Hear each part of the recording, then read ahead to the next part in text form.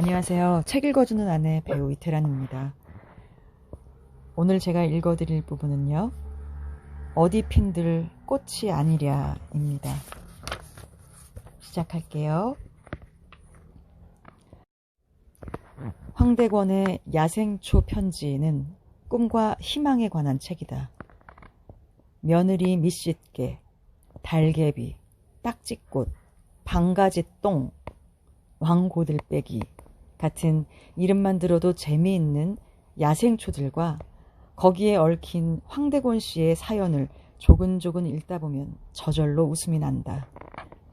마가린 통에서 자라는 오각별이라는 선인장도 재미나고 코카콜라 페트병에 살고 있는 청개구리 이야기도 얼마나 재미있는가.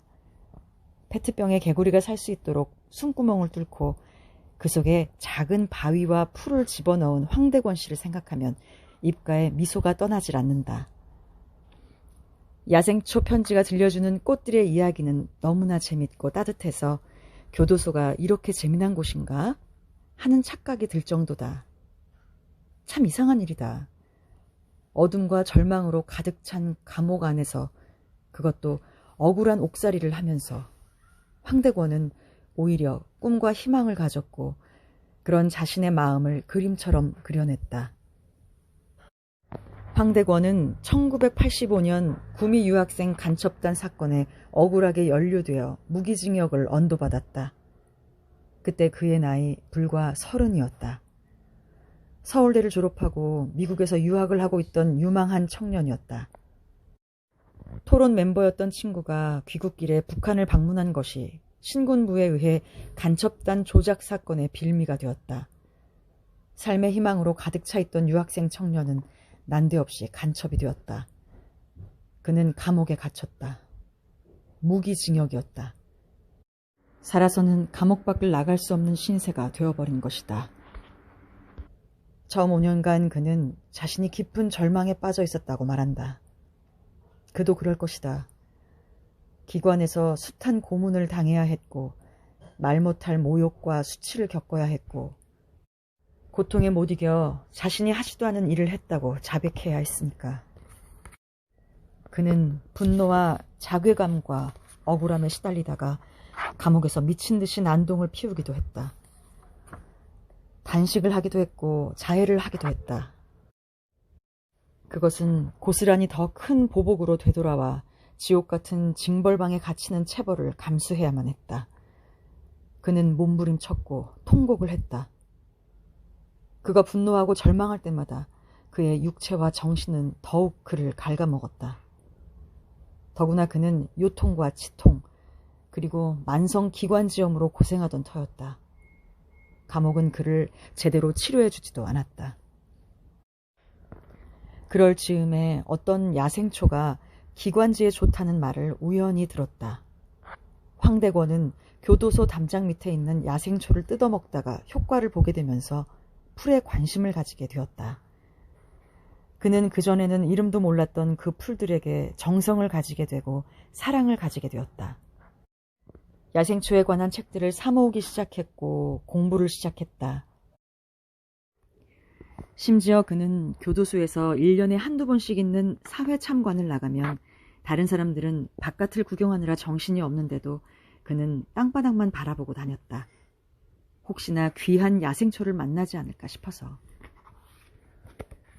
황대권은 교도소 담장 한켠에서 밭을 일구어 야생초를 심고 가꾸었다. 다른 재소자들이 함부로 따갈까봐 오이에다 호박잎을 싸두기도 했다. 야생초들의 그림도 그렸다. 그가 그려놓은 야생초의 그림은 어떤 생물도감도 따를 수 없는 생명력과 디테일이 있다. 그 그림은 귀엽기도 하고 따뜻하기도 하고 장난처럼 위트가 있기도 했다. 황대권의 그림 속에는 남이 쉽게 흉내낼 수 없는 생생함과 아름다움이 있다. 누가 황대권 씨처럼 한 줄기의 야생초를 그토록 절실하게, 그토록 안타깝게 바라보았겠는가. 꽃을 바라보는 그 시선의 절실함과 따뜻함이 그의 그림 속에 배어있다. 야생초가 그의 삶의 모든 것을 바꾸기 시작했다. 모든 생명의 본질은 다 같은 것이며 인간도 우주와 자연의 일부분에 지나지 않는다는 사실을 깨닫게 되었다. 그는 이렇게 말한다. 우리 인간만이 생존 경쟁을 넘어서서 남을 무시하고 제잘난 맛에 빠져 자연의 향기를 잃고 있다. 남과 나를 비교하여 나만이 옳고 잘났다고 뻐기는 인간들은 크건 작건 못생겼건 잘생겼건 타고난 제 모습의 꽃만 피워내는 야생초로부터 배워야 할 것이 많다.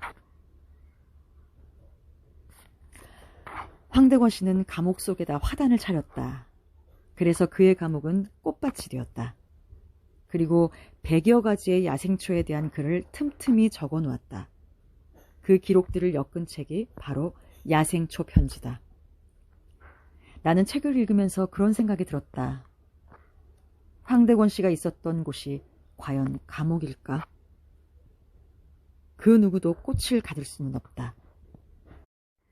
바람을 타고 날아오르는 꽃의 향기도, 벌과 나비의 날개에 묻어 날아가는 꽃가루도 감옥이 가둘 수 있는 것이 아니다. 누구도 꽃의 아름다움을 가둘 수는 없는 것이다.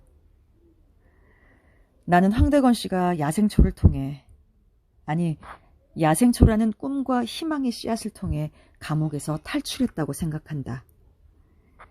20년간 땅굴을 파서 쇼생크를 탈출한 에디처럼, 감자 가마니를 타고 바다를 건넜던 빠삐용처럼 황대권은 꽃을 타고 꽃을 사랑하면서 감옥을 탈출했다. 황대권은 꽃을 통해 스스로 자유를 얻었다. 혼자서만 자유를 얻은 것이 아니라 그의 따뜻하고 애정어린 시선으로 찾아낸 아름다움을 통해 감옥 바깥에 있는 우리들에게도 자유를 준 것이다. 야생초는 그에게 꿈과 희망의 씨앗이자 행복의 씨앗이었다.